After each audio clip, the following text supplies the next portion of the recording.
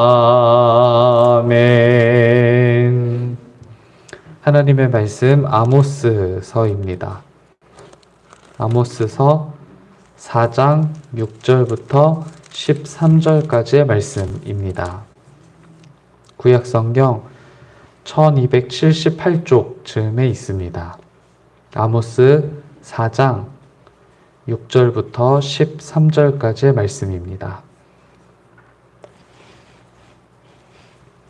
구약성경 1278쪽입니다. 아모스 4장 6절부터 13절까지의 말씀입니다.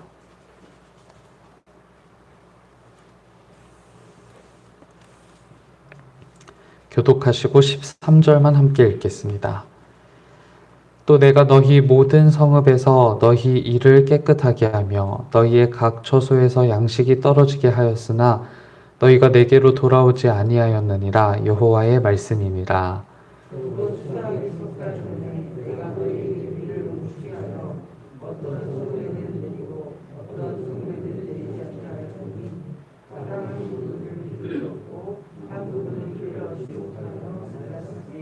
두세 성읍 사람이 어떤 성읍으로 비틀거리며 물을 마시러 가서 만족하게 마시지 못하였으나 너희가 내게로 돌아오지 아니하였느니라. 여호와의 말씀이니라.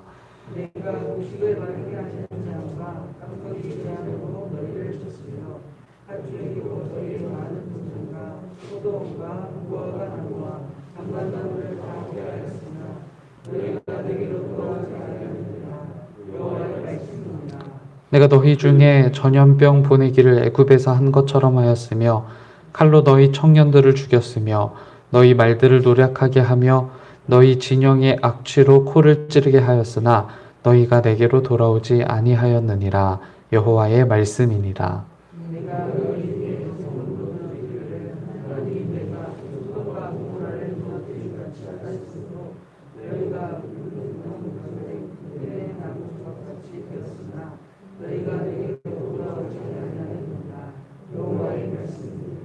그러므로 이스라엘아, 내가 이와 같이 내게 행하리라. 내가 이것을 내게 행하리니 이스라엘아, 네 하나님 만나기를 준비하라.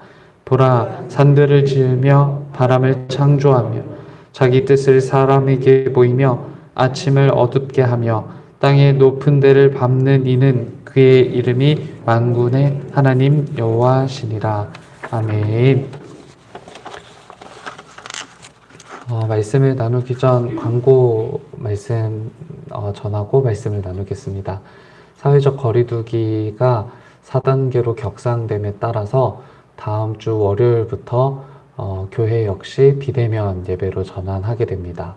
새벽 기도회 역시 같은 시간 온라인으로 함께 하실 수 있으시니까요. 온라인으로 함께 참여해 주시면 되겠습니다. 저는 축구 보는 것을 그렇게 좋아하지는 않는데요. 몇 가지 원칙이 있다라는 것쯤은 잘 알고 있습니다. 그중 거의 모든 사람들이 알고 있는 원칙이 한 가지 있어요. 그게 뭐냐면 경기가 진행되다가 심판이 노란색 카드를 꺼내들면 우리는 그것이 경고를 표시하는 것이라는 것을 잘 알고 있습니다. 그리고 심판이 빨간색 카드를 꺼내들면 그것이 퇴장의 표시라는 것도 잘 알고 있고요. 그것은 경기를 더 이상 이어갈 수 없다는 의미를 심판이 선수에게 표현하는 것이죠. 이 축구 선수들에게 그 노란색 카드는 굉장히 중요한 의미를 지닙니다. 노란색 카드를 통해서 선수가 심판의 경고를 받게 된다는 것은 네가 지금의 행위를 지속할 경우 더 이상 경기 자체가 무의미해질 뿐만 아니라 경기를 못하게 될 수도 있다라는 것을 알려주는 것이죠.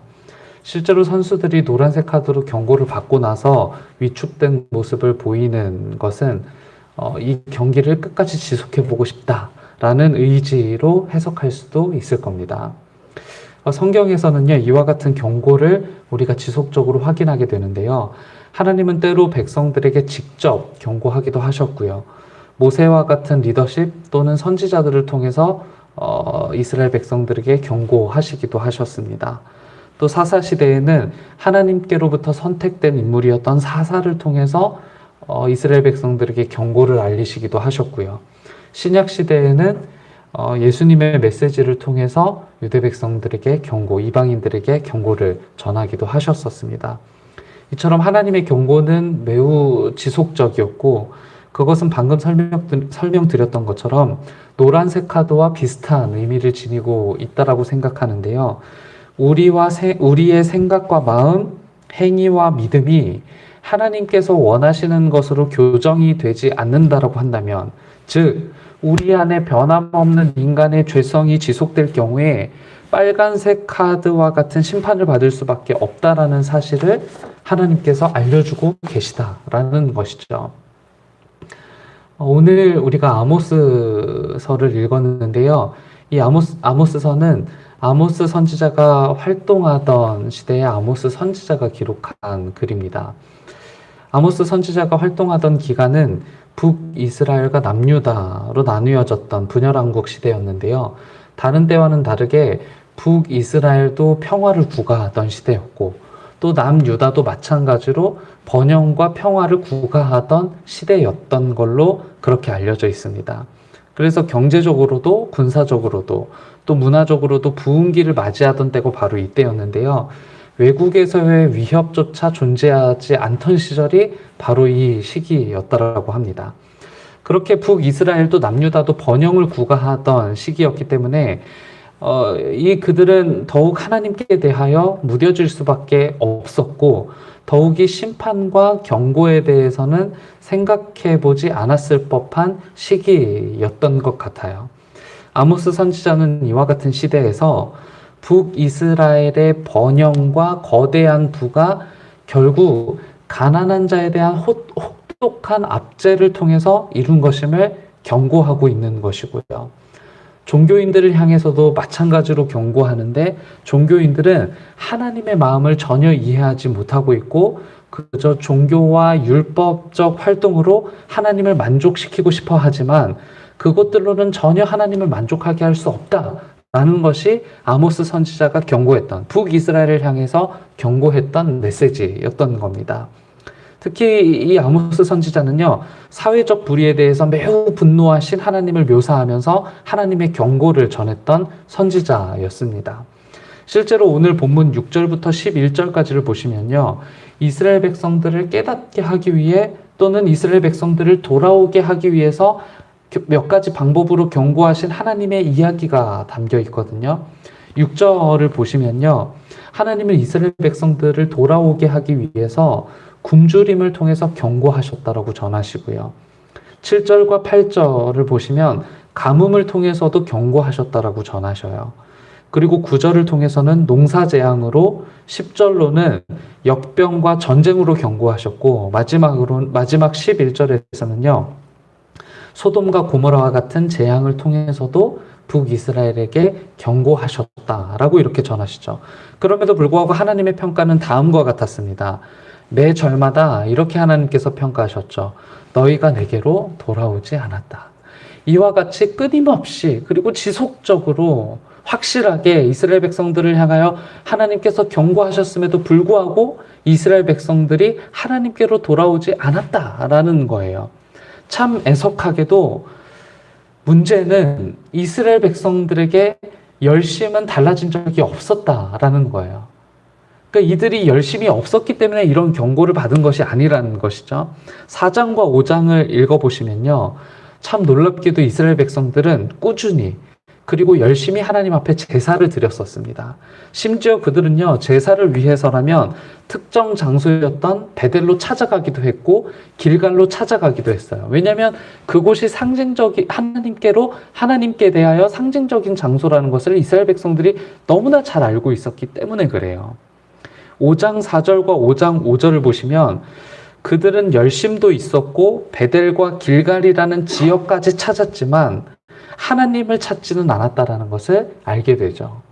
하나님께 제사를 드렸지만 자신들의 이기적 목적을 가지고 제사를 드렸을 뿐만 아니라 사회적 불의를 방치하거나 옹호하고 있었다라는 사실이 오늘 아모스서를 통해서 드러나게 되는 겁니다. 하나님은 경고의 이유를 5장 6절에서 다음과 같이 말씀합니다. 너희는 여호와를 찾으라 라고 이렇게 경고의 이유를 말씀하시거든요. 종교 행위와 종교 활동에 심취하는 것이 중요한 것이 아니고 목적 없는 열심도 중요한 게 아니라는 거예요. 베델과 길갈을 찾아서 그곳에서 기도하는 것보다 더 중요한 것은 하나님과의 바른 관계 설정에 있다라는 것을 하나님께서 알려주시는 거죠. 그보다 더 중요한 것은 하나님이 원하시는 일을 내 삶에서 이루고 가난한 자와 압제당하는 자를 돌보며 사회적 불의에 대해 분노하시는 하나님의 마음을 공감해달라고 이스라엘 백성들에게 요청하고 있다라는 거예요. 구원이란 단어에는 여러 가지 설명이 있을 수 있겠지만요. 저는 매우 중요한 한 가지 개념이 있다고 봅니다. 그것은 하나님과의 바른 관계예요. 구원이란 바로 그것을 뜻하는 겁니다. 하나님과의 바른 관계가 구원을 뜻한다라는 것이죠. 우리가 정말이지 우리 머리와 마음으로 상상하는 천국에 있다라고 가정을 해보더라도요. 하나님과의 바른 관계가 아니라면 그것도 결국 지옥이 되고 말아요. 생각해 보세요. 어디를 가느냐가 중요한 게 아니고요. 어디를 누구와 함께 하느냐가 중요해요. 내가 아무리 좋은 곳을 가더라도 원수와 함께하는 곳이라면 그곳이 지옥 같을 거예요. 그러나 내가 아무리 오지와 같은 곳에 있는다고 할지라도 사랑하는 사람과 함께라면 그곳이 곧 천국이 될 수 있는 것 아니겠어요? 그러니까 어디를 가느냐가 중요한 것이 아니라 어디에서 내가 누구와 함께 하느냐가 더 중요하다라는 것이죠. 구원의 중요한 개념 중 하나는 내가 하나님과의 바른 관계를 찾고 유지하며 희망한다라는 거예요. 그게 바로 하나님께서 이스라엘 백성들에게 경고하신 이유입니다. 너는 나와 제대로 된 바른 관계가 필요하다라는 것이고요. 하나님과의 바른 관계가 시작될 때 비로소 그곳에 하나님의 나라가 시작될 수 있다는 것. 하나님과의 바른 관계가 시작될 때 하나님께서 인간들에게 목적하셨던 풍성한 삶을 누릴 수 있게 된다라는 걸 이스라엘 백성들에게 알려주고 있다라는 것이죠. 지금 북이스라엘과 남유대가 누리고 있는 풍성함이 진짜 풍성함이 아니라는 것을 알려주고 있는 거예요. 그건 가짜 풍성함이고 나와 바른 관계가 회복될 때에만 비로소 진정한 풍성한 삶을 누릴 수 있게 될 것이다 라고 이스라엘 백성들에게 알려주고 계시다라는 것이죠. 설교 서두에 말씀드렸는데요. 축구 선수가 노란색 카드 2장을 받게 되면 결국 심판은 빨간색 카드를 꺼내 들고 말아요. 퇴장이라는 뜻이죠. 네가 해서는 안 될 행위를 지속했고 또 그 행위가 끊이지 않았으며 심판자의 말을 듣지 않았기 때문에 더 이상의 경기는 무의미하고 그로 인해서 경기 자격을 박탈한다 라는 의미를 빨간색 카드로 전달하는 겁니다. 이제는 그 행위를 중단하는 것이 더 이상 의미 없는 순간이 오게 되는 거예요. 그게 바로 경고의 끝입니다. 내가 이제는 이 행위를 그만해야 되겠다라고 마음 먹는 게 이제는 의미 없어지는 거예요. 그런 마음을 먹을 필요가 없을 때가 오게 된 겁니다. 그게 바로 경고의 끝인 거예요. 하나님의 경고는 축구선수 심판이 주는 2차례의 경고보다 훨씬 더 많은 횟수라는 것을 우리는 잘 알아요. 아마 70번씩 7번이라도 7번씩 70번이라도 용서해 주라는 예수님의 말씀은요, 당신 스스로에게도 적용하신 게 아닐까 싶을 정도로 우리는 하루에도 수십 번씩 수백 번씩 예수님의 용서를 바라고 예수님의 용서를 얻는 사람들이에요.